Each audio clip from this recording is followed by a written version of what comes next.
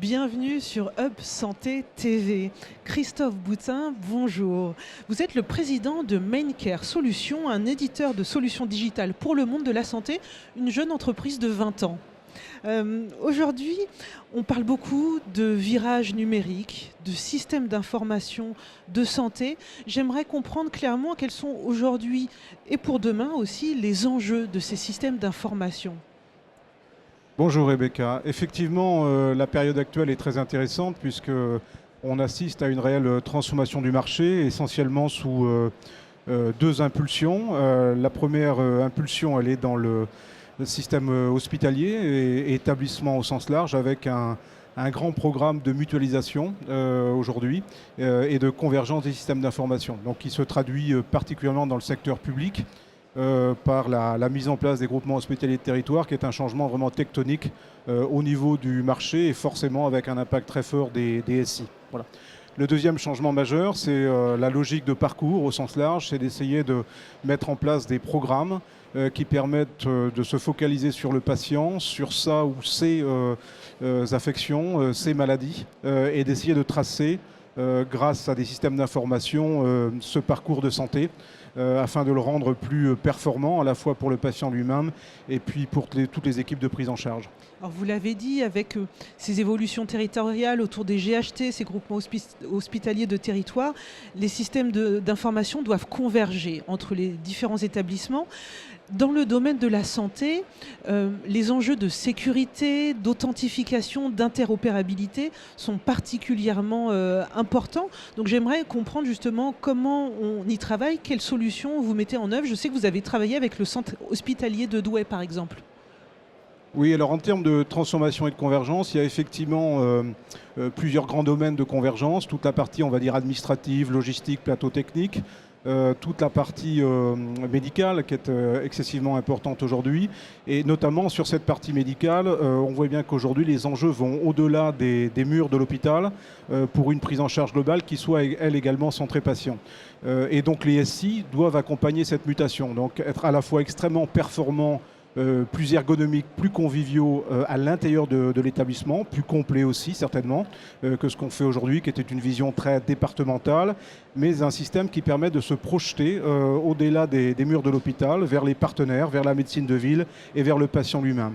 Donc c'est tout à fait l'exemple qui a été pris et l'axe qui a été pris autour du GHT du Douaisis. Il y a notamment une présentation qui aura lieu demain par M. De Gimon, le directeur du centre hospitalier de Douai, qui est un établissement de 900 lits environ sur un territoire difficile.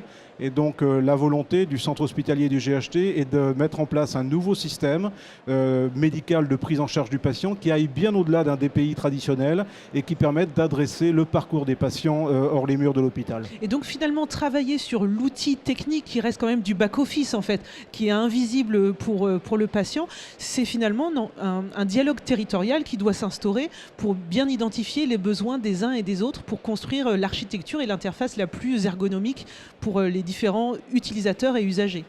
Exactement. Pour ce type de projet, l'informatique doit effectivement suivre et amener une ergonomie, une capacité de paramétrage, une projection, ce sont essentiellement des systèmes de collaboration vraiment nouvelles par rapport à ce que les SI de santé pouvaient produire dans les 15 dernières années. Mais en même temps, vous l'avez dit, ce sont plutôt des grands programmes collaboratifs, je le redis, avec la médecine de ville, avec les groupes de patients et avec une vision de gestion populationnelle qui est un petit peu nouvelle pour le marché français. Alors il y a cette couche des GHT et puis un niveau supérieur, je ne sais pas si le terme est le bon, mais en tout cas une autre échelle, les plateformes régionales de e-santé. Vous y travaillez notamment dans la région Hauts-de-France où il y a eu d'abord une dynamique de GHT puis de plateformes.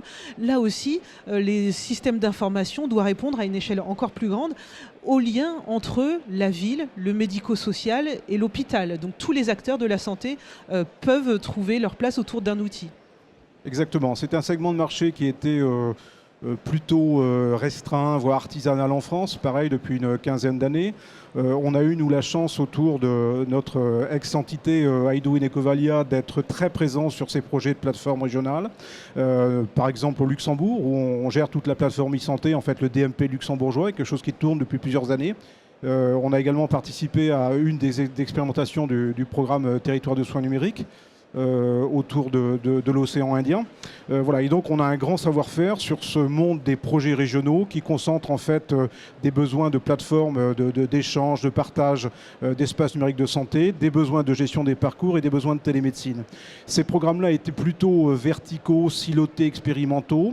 Et ce qu'on voit aujourd'hui, c'est qu'ils sont en train de se globaliser au niveau de la région en évitant si possible la multitude de plateformes. Donc c'est d'avoir une plateforme un peu plus globalisée, beaucoup plus ouverte et qui soit cohérente avec ce qui va se passer au niveau des territoires. Donc là, les territoires, on est sur une échelle plus petite, des territoires plus petits, mais beaucoup de projets, de collaboration, de services numériques, de parcours et de télémédecine vont quelquefois partir de l'hospitalier, de l'hôpital principal et se diffuser sur ces plus petits territoires. Donc on doit avoir en fait une cohérence entre les grands programmes régionaux et les besoins territoriaux. Et en fait, en termes de technologie, ces technologies sont les mêmes. Très bien. Et alors, pour en savoir plus sur les outils développés par Mencare, votre site internet mencare.com. Merci à vous, Christophe Merci, Rebecca. Boutin. À très vite sur Up Santé TV.